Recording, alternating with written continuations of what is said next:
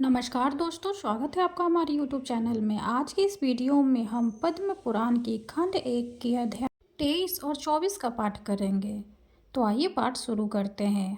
23वां अध्याय में सत्य संग के प्रभाव से 5 प्रेतों का उद्धार और पुष्कर तथा प्राची सरस्वती का महात्म्य का वर्णन जानेंगे। भीष्म जी ने पूछा, ब्राह्मण किस क्रम के परिणाम से मनुष्य प्रेत योनि में जाता है तथा किस क्रम के द्वारा वह उसे छुटकारा पाता है, यह मुझे बताने की कृपा कीजिए। पुलस्त्य जी बोले, राजन, मैं तुम्हें ये सब बातें विस्तार से बताता हूँ, सुनो।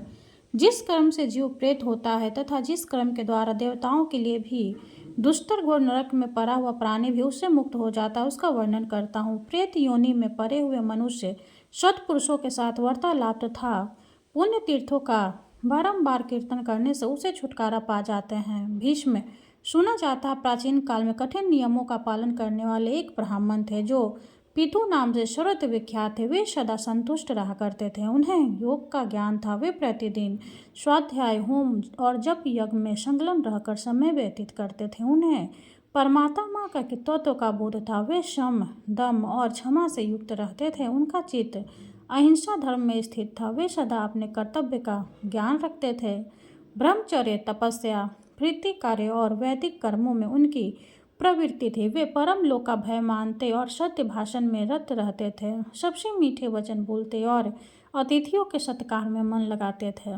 सुख दुख आदि संपूर्ण द्वंद्वों का परित्याग करने के लिए सदा योग के अभ्यास में तत्पर रहते थे। अपने कर्तव्य के पालन और स्वाध्याय में लगे रहना उनका नित्य का नियम था। इस प्रकार संसार को जीतने की इच्छा से वे सदा शुभ कर्म का अनुष्ठान किया करते थे। ब्राह्मण देवताओं को उनमें निवास करते अनेकों वर्ष व्यतीत हो गए। एक बार उनका ऐसा विचार हुआ कि मैं तीर्थ यात्रा करूं, तीर्थों के पावन जल से अपने शरीर को पवित्र बनाओ। ऐसा सोचकर उन्होंने सूर्योदय के समय शुद्ध चित्त से पुष्कर तीर्थ में स्नान किया और गायत्री का जप किया तथा नमस्कार करके यात्रा के लिए चल पड़े। जाते जाते एक जंगल के बीच कंटक का कारणी भूमि में, जहाँ न पानी था न वृक्ष, उन्होंने अपने सामने 5 पुरुषों को खड़े देखा जो बड़े ही भयंकर थे।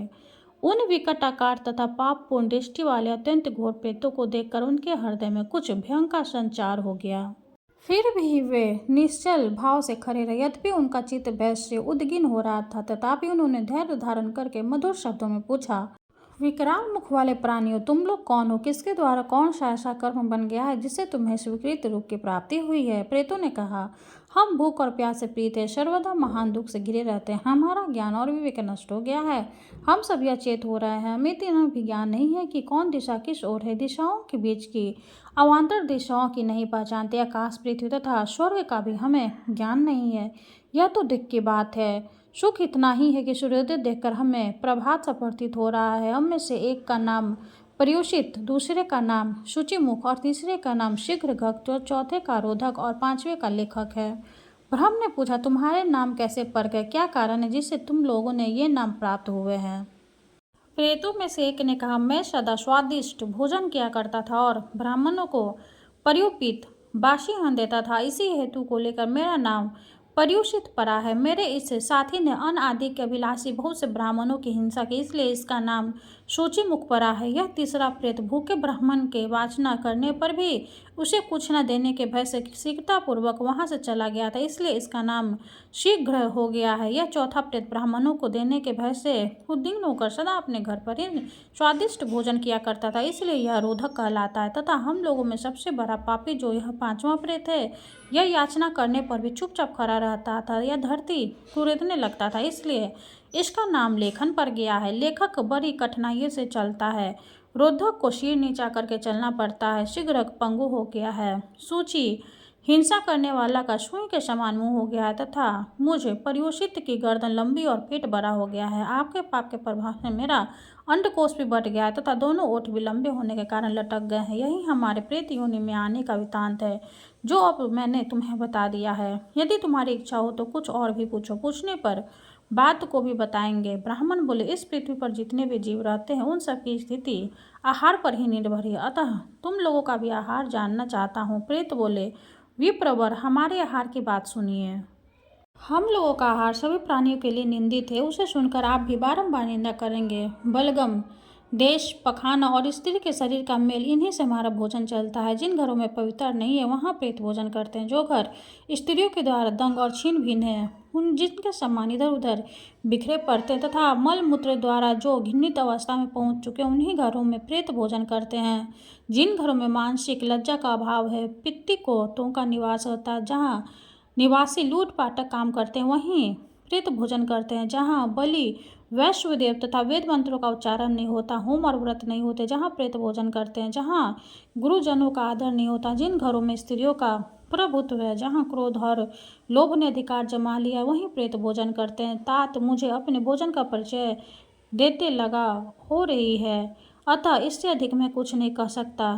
तपोधन, तुम नियमों का दृढ़पूर्वक पालन करने वाले हो, इसलिए प्रेत योनि से दुखी होकर हम तुमसे पूछ रहे हैं, बताओ कौन सा कर्म करने से जीव प्रेत योनि में नहीं पड़ता। ब्राह्मण ने कहा, जो मनुष्य एक रात्रि का 3 यज्ञ तथा किच्छ चंद्रायन आदि अन्य व्रतों का अनुष्ठान करता है, वह कभी प्रेत योनि में नहीं पड़ता। जो प्रतिदिन 3, 5 या 1 अग्नि का सेवन करता है तथा जिसके हृदय में संपूर्ण प्राणियों के प्रति दया भरी हुई है, यह मनुष्य प्रेत नहीं होता। जो मान और अपमान में, सुवर्ण और मिट्टी के ढेले में तथा शत्रु और मित्र में समान भाव रखता है, वह प्रेत नहीं होता। देवता, अतिथि, गुरु तथा पितरों को पूजा में सदा प्रवृत्त रहने वाला मनुष्य भी प्रेत योनि में नहीं पड़ता। शुक्ल पक्ष में मंगलवार के दिन चतुर्थी तिथि आने पर उसमें जो श्रद्धापूर्वक श्राद्ध करता है, वह मनुष्य प्रेत नहीं होता। जिसने क्रोध को जीत लिया, जिसने डाह का श्रोता भाव है, जो तृष्णा और आसक्ति से रहित, क्षमावान और दानशील है, वह प्रेत योनि में नहीं जाता। जो गौ, ब्राह्मण, तीर्थ, पर्वत, नदी और देवताओं को प्रणाम करता है, वह मनुष्य प्रेत नहीं होता। प्रेत बोले, महामुने, आपके मुख से नाना प्रकार के धर्म सुनने को मिले। हम दुखी जीव हैं, इसलिए पुनः पूछते हैं, जिस क्रम से प्रेत योनि में जाना पड़ता है वह हमें बताइए। ब्राह्मण ने कहा, यदि कोई द्विज और विशेषतः ब्राह्मण शूद्र का अन्न खाकर उसे पेट में लिए ही मर जाए तो वह प्रेत होता है। जो आश्रम धर्म का त्याग करके मदिरा पीता, पराई स्त्री का सेवन करता तथा प्रतिदिन मांस खाता है, उस मनुष्य को प्रेत होना पड़ता है। जो ब्राह्मण एक अनधिकारी पुरुष से यज्ञ करवाता है, अधिकारी पुरुषों का त्याग करता है और शूद्र की सेवा में रत रहता है, वो प्रेत योनि में जाता है। जो मित्र की धरोहर को हड़प लेता है, शूद्र का भोजन बनवाता, विश्वासघात करता और कूटनीति का आश्रय लेता है, वह निश्चय ही प्रेत होता है। ब्रह्म हत्यारा, घोघाती, चोर, शराबी, गुरु पत्नी के साथ संभोग करने वाला तथा भूमि और कन्या का अपहरण करने वाला निश्चय ही प्रेत होता है। जो पुरोहित नास्तिक में प्रवृत्त होकर अनेक ऋत्विजों के लिए मिली हुई दक्षिणा को अकेले हड़प लेता है, उसे निश्चय ही प्रेत होना पड़ता है। विप्रभो पितु जब इस प्रकार उपदेश कर रहे थे, उसी समय आकाश में सहसा नगारे बजने लगे, हजारों देवताओं के हाथ से छोड़े हुए फूलों की वर्षा होने लगी, प्रेतों के लिए चारों ओर से विमान आ गए, आकाशवाणी हुई, इन ब्राह्मण देवताओं के साथ वार्तालाप और पुण्य कथा का कीर्तन करने से तुम सप्रेतों की दिव्य गति प्राप्त हुई है।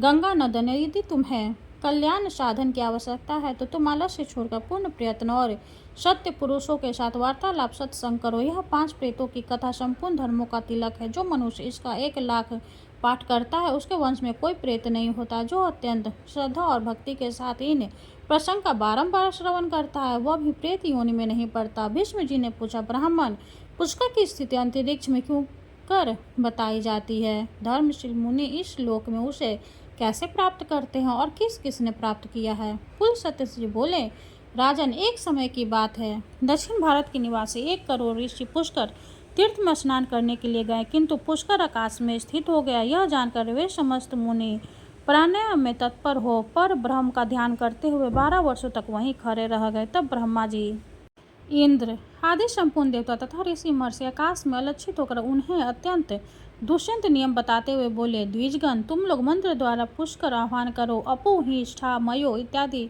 3 रचनाओं का जप करने से यह तीर्थ तुम्हारे समीप आ जाएगा और अघर्मशन मंत्र का जाप करने से पूर्ण फलदायक होगा। उन ब्रह्मर्षियों की बात समाप्त होने पर उन सब मुनियों ने वैसा ही किया। ऐसा करने से वे परम पावन बन गए, उन्हें पुष्कर प्राप्ति का पूरा फल मिल गया। राजन, जो कार्तिक को पूर्णिमा को पुष्कर में स्नान करता है, वह परम पवित्र हो जाता है। ब्रह्मा जी के सहित पुष्कर तीर्थ सबको पुण्य प्रदान करने वाला है। वहाँ आने वाले सभी वर्णों के लोग अपने पुण्य की वृद्धि होती है। वे मंत्र ज्ञान के बिना ही ब्राह्मणों के तुल्य हो जाता है, इसमें तनिक भी संदेह नहीं है। यदि कार्तिक की पूर्णिमा को कृतिका का नक्षत्र हो तो उसे स्नान दान के लिए अत्यंत उत्तम समझना चाहिए। यदि उस दिन भरणी नक्षत्र हो तो वो भी तिथि मुनियों द्वारा परम पुण्यदायिनी बतलाई गई है, और यदि उस तिथि को रोहिणी नक्षत्र हो तो वह महाकार्तिकी पूर्णिमा कहलाती है।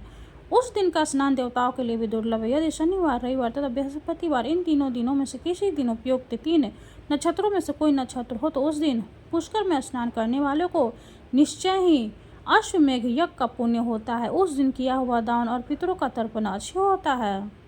यदि सूर्य विशाखा नक्षत्र पर और चंद्रमा कृतिका नक्षत्र पर हो तो पदक नामक योग होता है। यह पुष्कर में अत्यंत दुर्लभ माना गया है। जो आकाश से उतरते हुए ब्रह्मा जी के इस शुभ तीर्थ में स्नान करते हैं उसे महान अभ्युदयशाली लोकों की प्राप्ति होती है। महाराज, उन्हें दूसरे किसी पुण्य के करने न करने की लालसा नहीं रहती। यह मैंने सच्ची बात कही है। पुष्कर इस पृथ्वी पर सब तीर्थों में श्रेष्ठ बताया गया है। संसार में इससे बढ़कर पुण्य तीर्थ दूसरा कोई नहीं।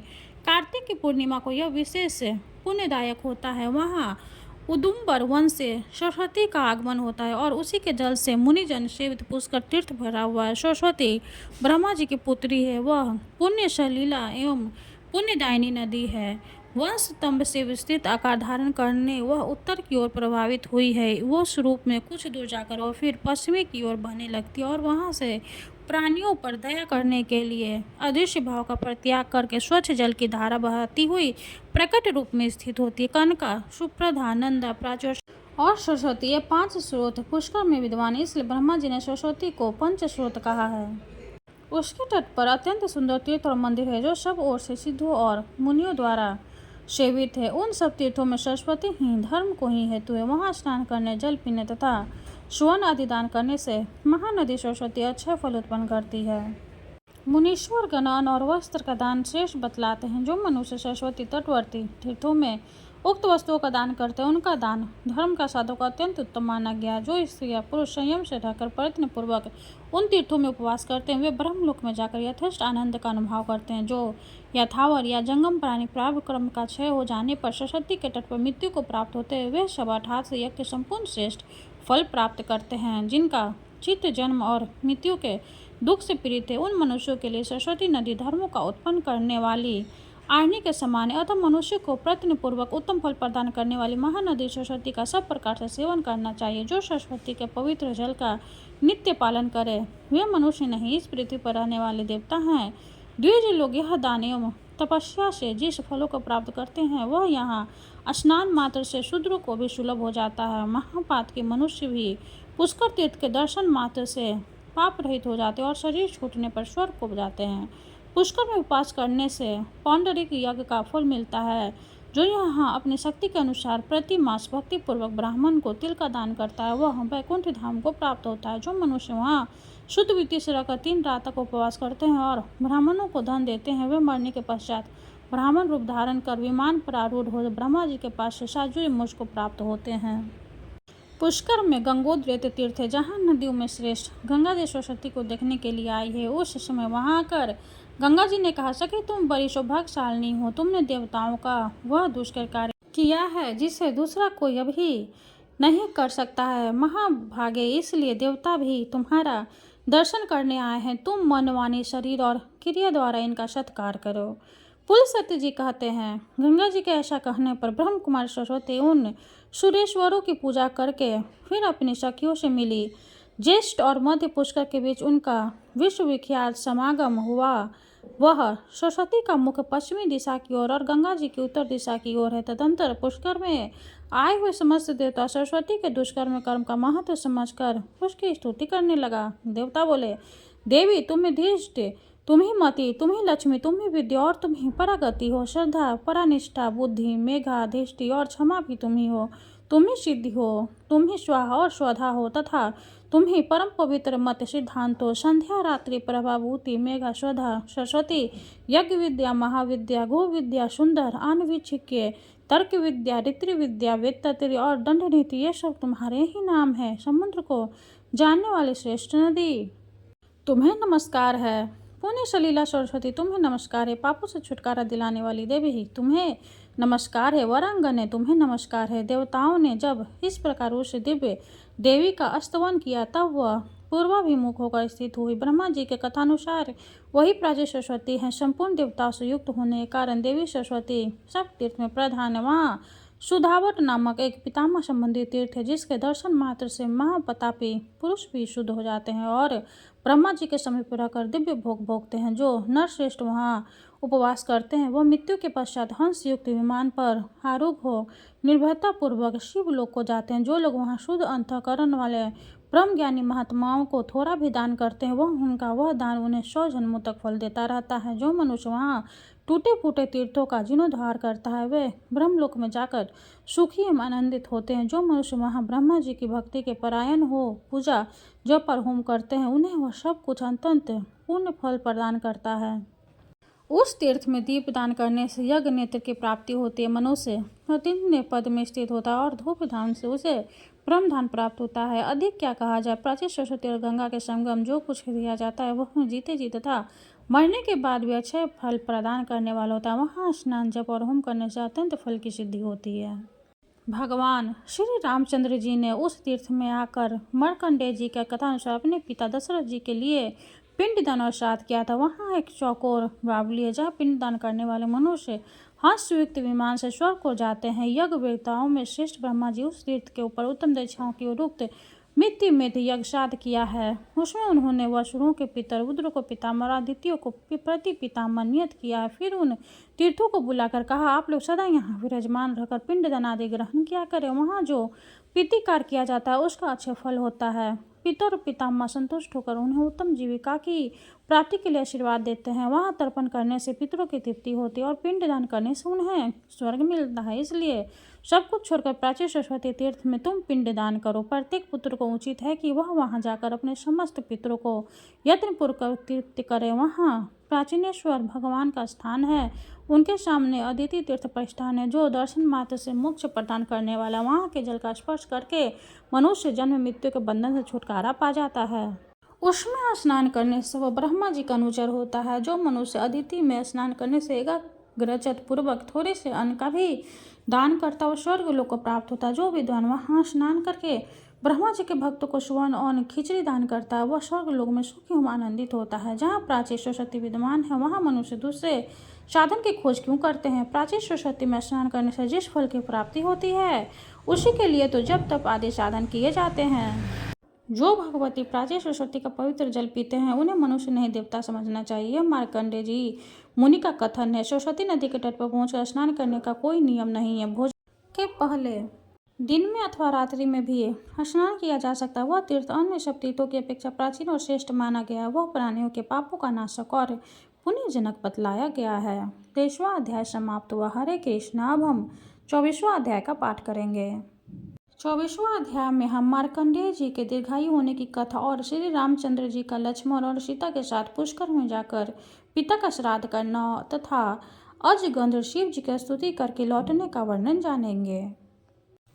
भीष्म जी ने पूछा, मुने, मार्कंडेय जी ने वहाँ भगवान श्री रामचंद्र जी को किस प्रकार उपदेश दिया तथा किस समय और कैसे उनका समागम हुआ। मार्कंडेय जी किसके पुत्र हैं, वे कैसे महान तपस्वी हुए तथा उनके इसका नाम क्या रहस्य है। महामुनि इस सब का बातों का यथावत रूप से वर्णन कीजिए। पुलस्त्य जी ने कहा, राजन, तुम्हें मार्कंडेय जी के जन्म की उत्तम कथा सुनाता हूँ। प्राचीन काल की बात है। मृकंडु नाम से विख्यात एक मुनि थे, जो महर्षि भृगु के पुत्र थे। वह महाभाग मुनि अपने पत्नी के साथ वन में रहकर तपस्या करते थे। वन में रहते समय ही उनके एक पुत्र हुआ। धीरे धीरे उनकी अवस्था 5 वर्ष हुई। वह बालक होने पर भी गुण में बहुत बड़ा चढ़ा था। एक दिन जब वह बालक आंगन में घूम रहा था, किसी सिद्ध ज्ञानी की उसकी ओर देखा और बहुत देर तक ठहर कर उसके जीवन के विषय में विचार किया। बालक के पिता ने पूछा, मेरे पुत्र की कितनी आयु है। सिद्ध बोला, मुनीश्वर, विधाता ने तुम्हारे पुत्र की जो आयु निश्चित की है, उसमें अब केवल 6 महीने और शेष रह गए हैं। मैंने यह सच्ची बात बताई, इसके लिए आपको शोक नहीं करना चाहिए। भीष्म सिद्ध ज्ञान की बात सुनकर बालक के पिता ने उसका उपनयन संस्कार कर दिया और कहा, बेटा, तुम जिस किसी मुनि के देखो प्रणाम करो।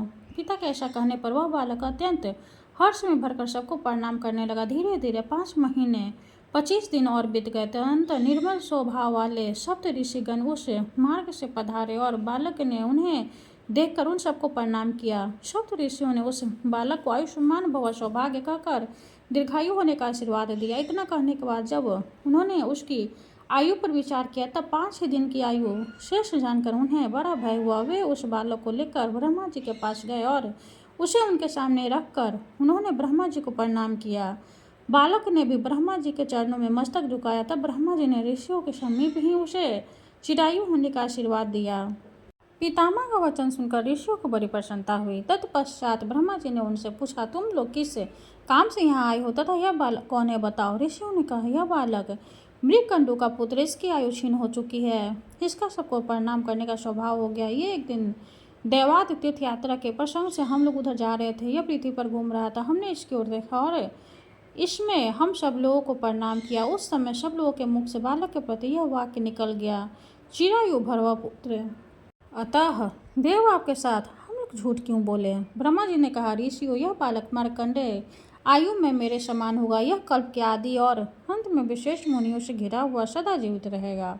पुलस्त्य जी कहते, इस प्रकार सप्त ऋषियों में ब्रह्मा जी ने वरदान दिलवाकर उस बालक को पुनः पृथ्वी पर भेज दिया और स्वयं तीर्थ यात्रा के लिए चले गए। उनके चले जाने पर मार्कंडेय अपने घर और पिता से इस प्रकार बोले, ताता, मुझे ब्रह्मवादी मुनि लोग ब्रह्मलोक में ले गए थे। वहाँ ब्रह्मा जी ने मुझे दीर्घायु बना दिया। इसके बाद ऋषियों ने बहुत से वरदान देकर मुझे यहाँ भेज दिया। अतः आप के लिए जो चिंता का कारण था वह अब दूर हो गया। मैं लोक करता ब्रह्मा जी की कृपा से कल्प के आदि और अंत में तथा आगे आने वाले कल्प में भी जीवित रहूंगा। इस पृथ्वी पर पुष्कर तीर्थ ब्रह्म लोगों के समान है, अतः अब मैं वहीं जाऊंगा।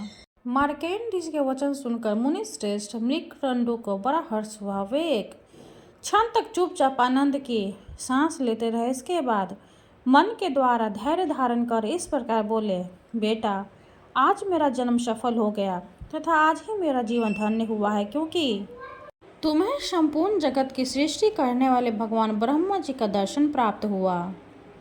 तुम जैसे वंशधर पुत्र को पाकर वास्तव में मैं पुत्रवान हुआ हूँ। वत्स, जाओ, पुष्कर में विराजमान देवेश्वर ब्रह्मा जी का दर्शन करो। उन जगदीश्वर का दर्शन कर लेने पर मनुष्यों को बुढ़ापा और मृत्यु का द्वार नहीं देखना पड़ता। उन्हें सभी प्रकार के सुख प्राप्त होते हैं तथा उनका तप और ऐश्वर्य भी अच्छे हो जाते हैं। तात, जिस कार्य को मैं भी ना कर सका, मेरे किसी कर्म से सिद्धि न हो सके, उसे तुमने बिना यत्न के ही सिद्ध कर दिया।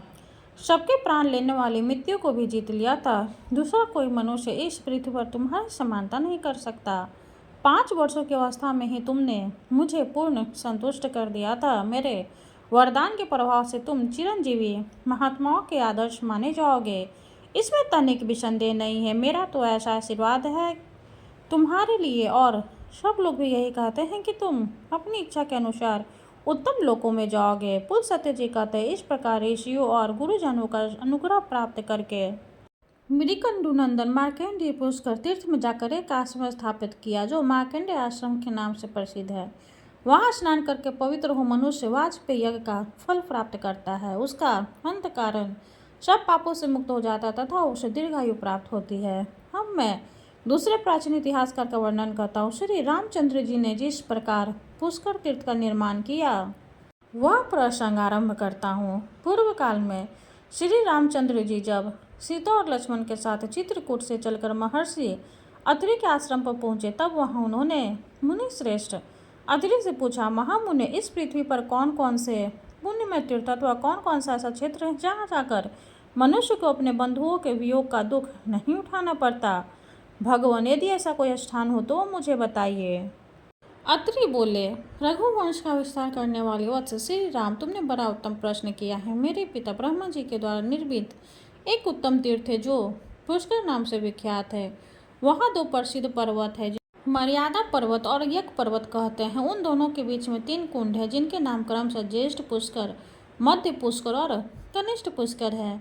यहाँ जाकर अपने पिता दशरथ को तुम पिंडदान से तृप्त करो। वह तीर्थों में श्रेष्ठ तीर्थ और क्षेत्रों में उत्तम श्रेष्ठ है। रघुनंदन, यहाँ अवियोग का नाम की एक चौकोर बावली है तथा एक दूसरा जल से युक्त कुआं है जिसे सौभाग्य क्रीप कहते हैं। वहाँ पर पिंडदान करने से पितरों को मुक्ति हो जाती है। वह तीर्थ प्रलय पर्यंत रहता है, ऐसा पितामह का कथन है।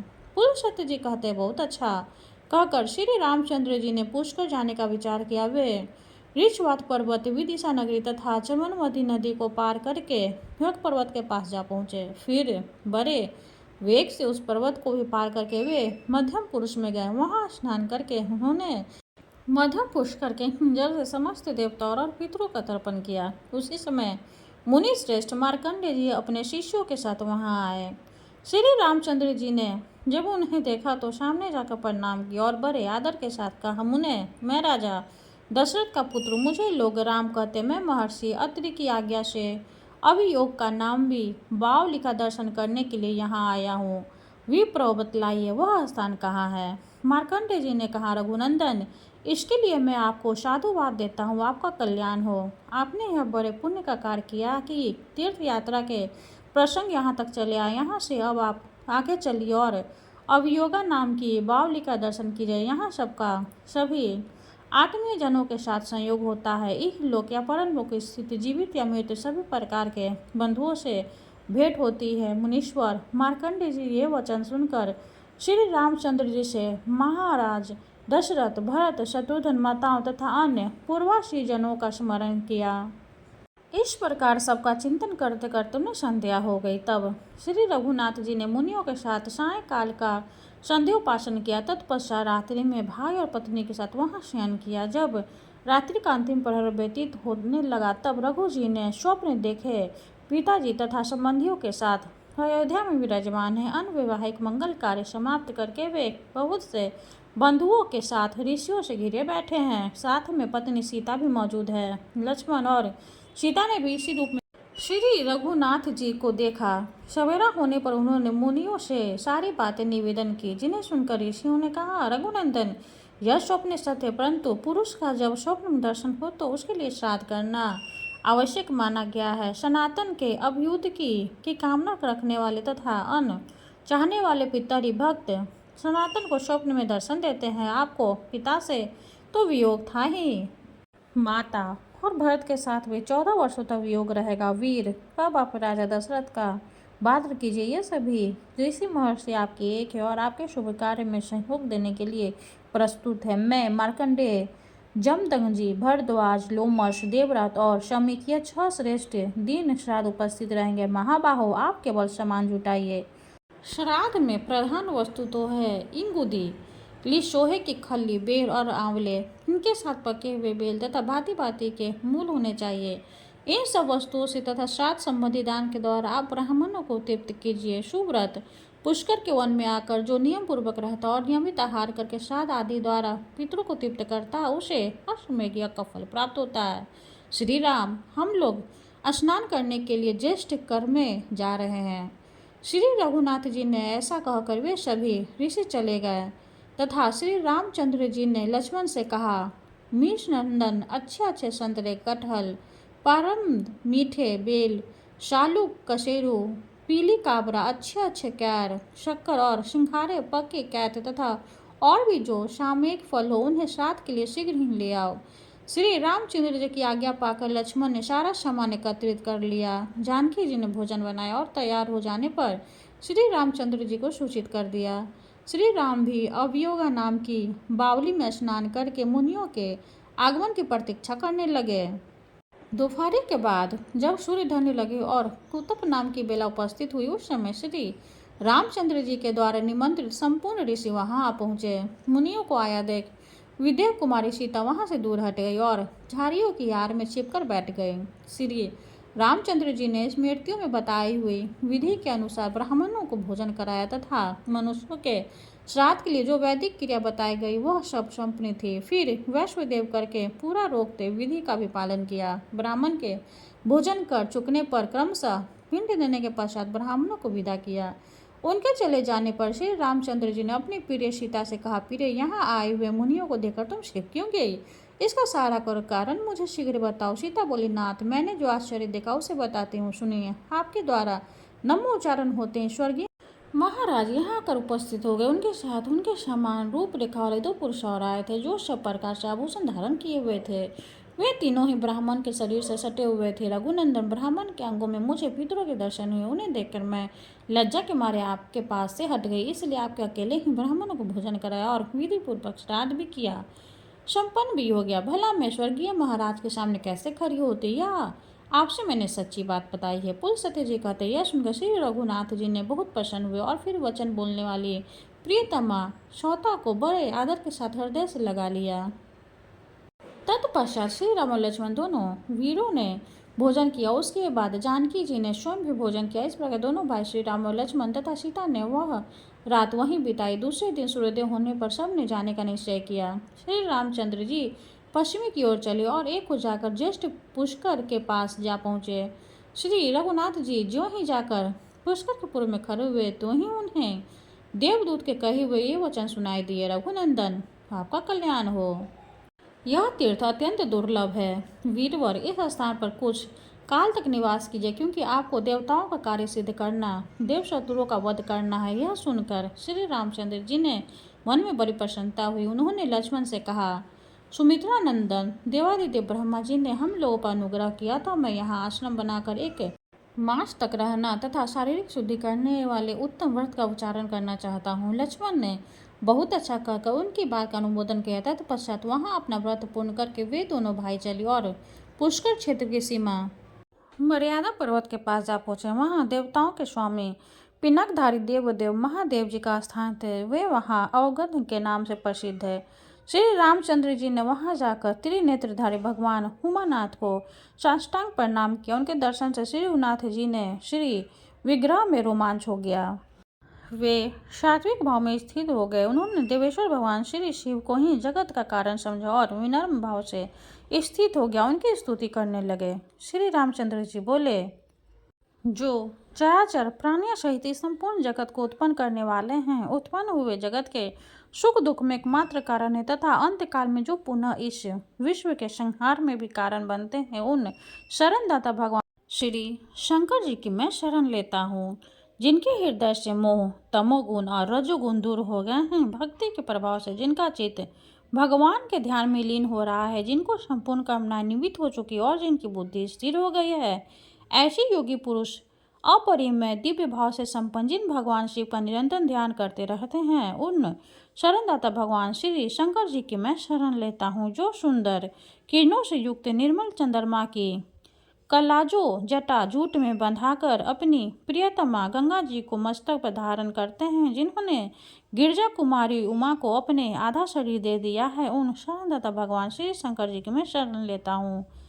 आकाश से गिरती हुई गंगा जी को, जो स्वच्छ सुंदर एवं चंचल जल राशि में युक्त तथा ऊंची ऊंची लहरों से उल्लसित होने से कारण भयंकर जान पड़ती है, जिन्होंने हिलते हुए फूलों से सुशोभित माला की भांति सहसा अपने मस्तक पर धारण कर लिया, उन शरणदाता भगवान श्री शंकर जी की मैं शरण लेता हूँ। आकाश से गिरते हुए गंगा जी को, जो स्वच्छ सुंदर एवं चंचल जल राशि से युक्त तथा ऊंची ऊंची लहरों से उल्लसित होने के कारण भयंकर जान पड़ती थी, जिन्होंने हिलते हुए फूलों से सुशोभित माला की भांति सहसा अपने मस्तक पर धारण कर लिया, शरणदाता भगवान श्री शंकर जी मैं शरण लेता हूँ।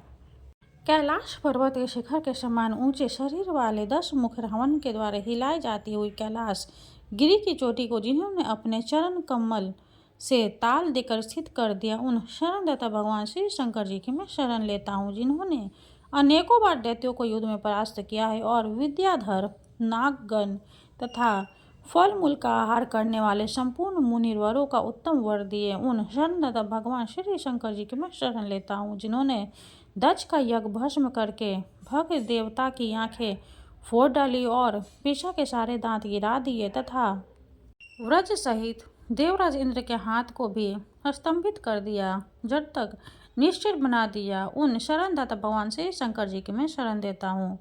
जो पाप कर्म में निरत और विषयासक्त हैं, जिनमें उत्तम ज्ञान, उत्तम कुल, उत्तम शास्त्र ज्ञान और उत्तम गुणों का भी अभाव हो, ऐसे पुरुष भी जिनके शरण में जाने से सुखी हो जाते हैं, उन शरणदाता भगवान श्री शंकर जी की मैं शरण लेता हूँ। जो तेज में करोड़ों चंद्रमा और सूर्य के समान है, जिन्होंने बड़े बड़े देवताओं तथा दानवों का भी दिल दहला देने वाले कालकूट नामक भयंकर विष का पान कर लिया था, उन प्रचंड वेगशाली शरणदाता भगवान श्री शंकर जी की मैं शरण लेता हूँ। जिन भगवान महेश्वर ने कार्तिकेय के सहित ब्रह्मा, इंद्र, रुद्र तथा मरुण दोनों को अनेक बार वर दिए हैं, तथा नंदी का मृत्यु के मुख से उद्धार किया, उन शरणदाता भगवान श्री शंकर जी की मैं शरण लेता हूँ। जो दूसरों के लिए मन से भी अगम्य है। महर्षि भृगु ने हिमालय पर्वत के निकुंज में होम का धुआं पीकर कठोर तपस्या के द्वारा जिनकी आराधना की थी तथा जिन महात्माओं ने भृगु को संजीवनी विद्या प्रदान की, उन शरणदाता भगवान श्री शंकर जी की मैं शरण लेता हूँ। हाथी और बिल्ली आदि किसी मुख्य कीर्ति वाले तथा 10 यज्ञ का निवास करने वाले नाना प्रकार के महाबली गणों द्वारा जिनकी निरंतर पूजा होती रहती है एवं लोकपाल सहित देवगण भी जिनकी आराधना किया करते हैं, उन शरणदाता भगवान श्री शंकर जी की मैं शरण लेता हूँ। जिन भगवंते आपकी क्रीड़ा के लिए अनेकों नदियों, पक्षियों और वृक्षों से सुशोभित ब्रह्मा जी से अधिष्ठ सातों भुवनों की रचना की है तथा जिन्होंने संपूर्ण लोगों को अपने पुण्य पर ही प्रतिष्ठित किया है, उन शरणदाता भगवान श्री शंकर जी की मैं शरण लेता हूँ। यह संपूर्ण विश्व सदा ही जिसकी आज्ञा के अधीन है, जो 8 विग्रहों से समस्त लोगों का उपभोग करते हैं तथा जो बड़े से बड़े कारण तत्वों के भी महाकारण है, उन शरणदाता भगवान श्री शंकर जी की मैं शरण लेता हूँ। जो अपने श्री विग्रह को हिम और भस्म के विभूषित करके शंख, चंद्रमा और कुंद के समान श्वेत वर्ण वाले विषभ श्रेष्ठ नंदी पर सवार होकर गिरिराज किशोर उमा के साथ आकाश में विचरते हैं, उन शरणदाता भगवान श्री शंकर जी की मैं शरण लेता हूँ। यमराज जी की आज्ञा पालन में रहने लगने पर भी जिन्हें वे भयंकर यमदूत पकड़ कर लिए जा रहे थे तथा जो भक्ति से निम्न होकर स्तुति कर रहे थे, उन शांत मुनि की जिन्होंने बलपूर्वक यमदूतों से रक्षा की, उन शरणदाता भगवान श्री शंकर जी की मैं शरण लेता हूँ। जिन्होंने समस्त देवताओं के सामने ही ब्रह्मा जी के उस 5वें मस्तक को जो नवीन कमल के समान शोभा पा रहा था, अपने बाएं हाथ से नख से बलपूर्वक काट डाला था, उन शरणदाता भगवान श्री शंकर जी की मैं शरण लेता हूँ। जिन वरदायक भगवान के चरण में भक्ति पूर्वक प्रणाम करके तथा आलस्य रहित निर्मल वाणी के द्वारा जिनकी स्तुति करके सूर्यदेव अपने उत्पीड़न किरणों से जगत का अंधकार दूर करते हैं, उन शरणदाता भगवान श्री शंकर जी की मैं शरण लेता हूँ। देवश्रेष्ठ जो मलिन हृदय मूढ़ पुरुष ऐश्वर्यमान प्रसिद्ध तथा वेद विदा के अभिमान के कारण आपको इस चराचर जगत का गुरु नहीं जानते हुए मृत्यु के पश्चात नरक की यातना भोगते हैं। पूर्ण सत्य जी कहते हैं, श्री रघुनाथ जी के इस प्रकार स्तुति करने पर हाथ में त्रिशूल धारण करने वाले विश्वध्वज भगवान श्री शंकर ने संतुष्ट हो हर्ष में भर कर कहा, रघुनंदन आपका कल्याण हो, मैं आपके ऊपर बहुत संतुष्ट हूँ। आपने विमल वंश में अवतार लिया, आप जगत के वंदनीय हैं। मानव शरीर में प्रकट होने पर भी वास्तव में आप देव स्वरूप है।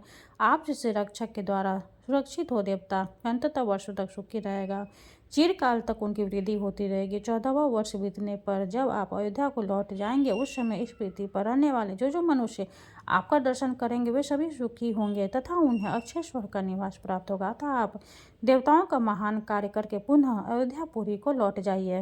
यह सुनकर श्री रघुनाथ जी श्री शंकर जी को प्रणाम करके शीघ्र ही वहां से चल दिए। इंद्रमार्ग नदी के पास पहुंचकर उन्होंने अपनी जटा बांधी। फिर सब लोग महानदी नर्मदा के तट पर गए। वहां श्री रामचंद्र जी ने लक्ष्मण और सीता के साथ स्नान किया तथा नर्मदा के जल से देवताओं और अपने पितरों का तर्पण किया। इसके बाद उन दोनों भाइयों ने एकाग्र मन से भगवान सूर्य तथा अन्य देवताओं को बारंबार मस्तक झुकाया। जैसे भगवान श्री शंकर पार्वती और कार्तिकेय के साथ स्नान करके शोभा पाते हैं, उसी प्रकार सीता और लक्ष्मण के साथ नर्मदा में रहकर श्री रामचंद्र जी भी सुशोभित हो गए।